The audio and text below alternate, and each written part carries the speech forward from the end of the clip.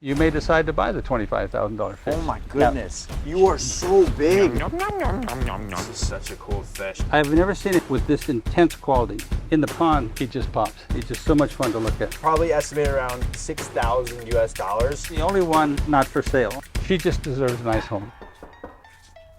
Nice to meet you finally, George. So, welcome to my backyard. Yeah. My name is Steve Walker. I own Sacramento Koi. We've been in business 22 years now. We build ponds, but this is my own private pond. Are these all the best koi? You save all the best ones for yourself? We go to Japan once a year in October. We'll buy $100,000 worth of fish. I get to pick one for my pond. But every time I put one in here, I have to take one out. So they have to behave, because if you're the least well-behaved, that means you go at the end of the year and some new guy comes in.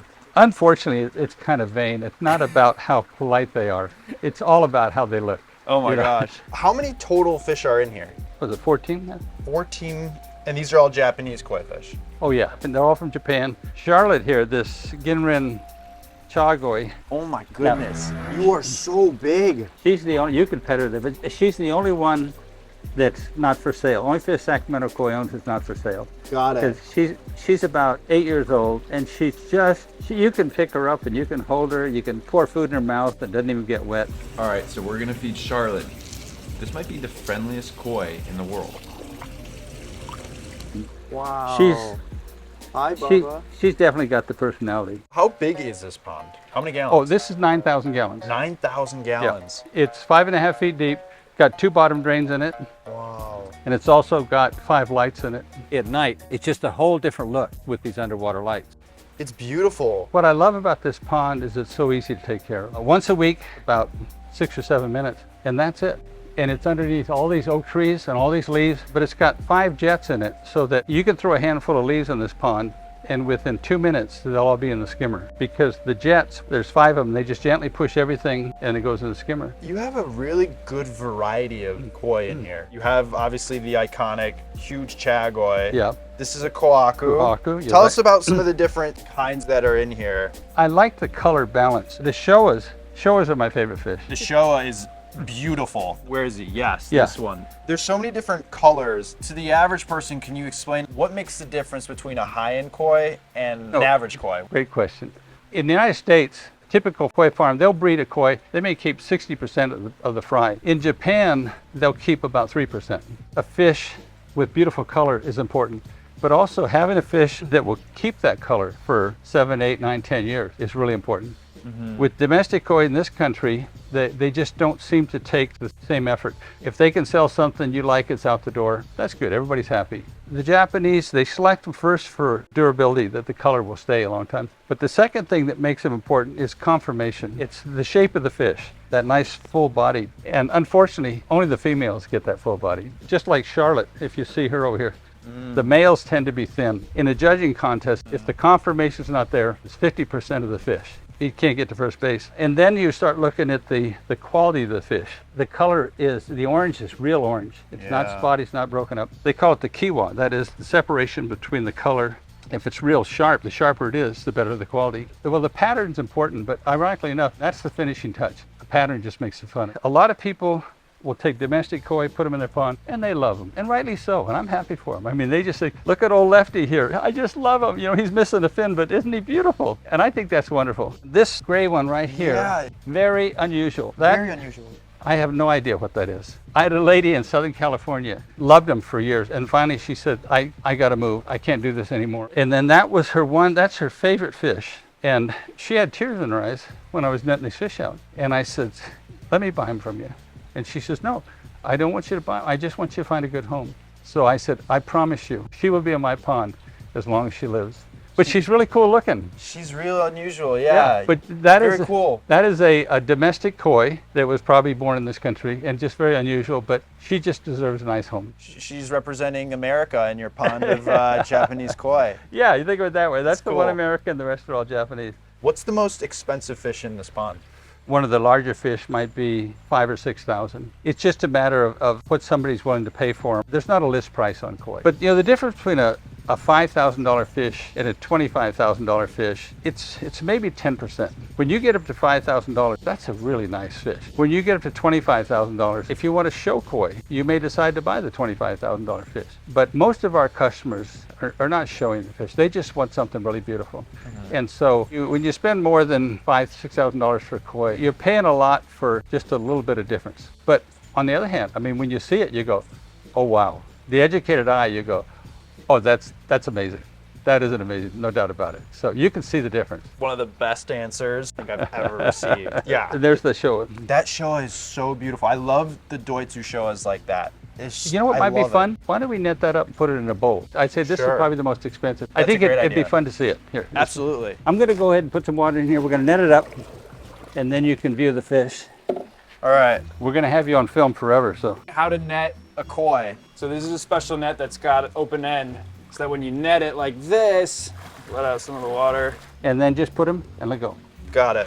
Okay, so let's go ahead and net up this showa. Here we go. We got to get this guy head first into here.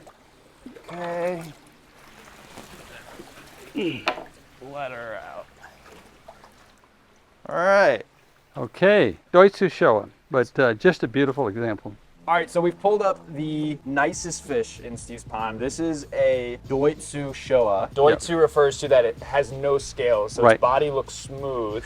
And this is probably estimated around 6,000 US dollars. So it's the most expensive fish. What makes this fish so valuable? The Doitsu, what they did was they took a Japanese koi and they mixed it with a German scaleless carp. And so when they got together, it turned out we got these koi colors with no scales. So when they refer to it as Doitsu, it's after Deutschland. I just love showas. That's probably my favorite fish. And what I love about this one is you look at the he, that Japanese he means red. You look at the he on this, it's real dense. There's no blotches, there's no white spots coming through. I love the pattern on the head, this crisscross on the head, and then the kuhaku pattern, this red coming back here with the two spots.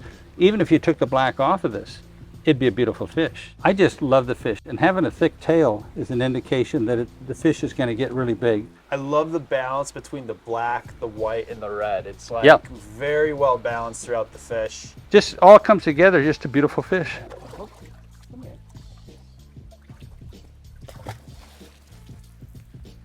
Let's look at one or two more fish. The yellow is like a gold. Wow, I love this fish. This is a lemon Hirawaki. I think it's 25 inches long or so. I've never seen a Hirawaki with this intense quality. The white is just snow white. It's beautiful, there's no blotches in it. The color, the yellow, is so nice and thick. It just looks like paint got poured over it. It's beautiful. It looks like someone like cracked an egg, you know, over it or something. How yellow and gold those patches are. I just love this fish. This is a Tancho Ochiba, which in Japanese, it's fallen leaf on water. In the pond, he just pops. He's just so much fun to look at. This is such a cool fish. It looks like it was almost like it's made out of stone, freshly cut stone that's like glistening and just shining. A nice even rose, and that's more desirable. You are so pretty. You are so pretty. Yes, you are. Yeah, she knows it. She knows she's pretty. Your backyard is full of trees and different plants. How do you keep the pond so clean when I'm sure there's leaves falling in the water? And when this thing sheds once a year, they just get garbage cans full of leaves. You've got the small waterfall over there, and you've got about 12 feet of stream. And the jets move gently everything over to in front of the skimmer. And so you just take this net, when it collects up with take that out and dump it in a garbage can, and set it back. If you didn't have a pre-filter on this with all this debris, you'd have to dump it once a day. But with this pre-filter, you can dump once a week or so, and it works out fine. So we can walk back here. Now this is the commercial aspect of our business. When we bring in fish from Japan every year in October, we want to divide them by breeders because 4 years ago, we got hit with this KHV virus. Yeah. And it cost $250,000. KHV virus, if you get it in your pond, typically within 9 days, everything dies. There's no cure for it. We don't want that to ever happen again. We can't afford it. Each of these has its own filter system, so the waters never mix. But we'll put them in here, and we medicate them, get them parasite-free, quarantine them, we'll photograph them, and then eventually they go for sale on the internet, and then we sell them. This is the filter system. This is the Advantage feed filter that we manufacture. All you do is once a week I come back, turn off the pump, turn this to rinse, turn on the electric blower, and you let that run for a minute, and that agitates the beads and breaks all the fish poop and everything from the beads loose.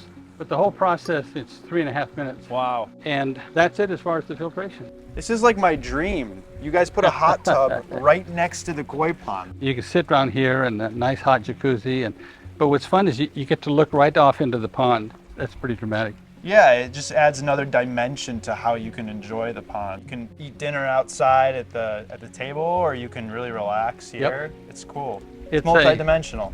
Yeah, it's just a very high-end water feature. Absolutely. We're gonna go film the next video. If you wanna see it, make sure you click right here, and we're gonna continue on. George, out.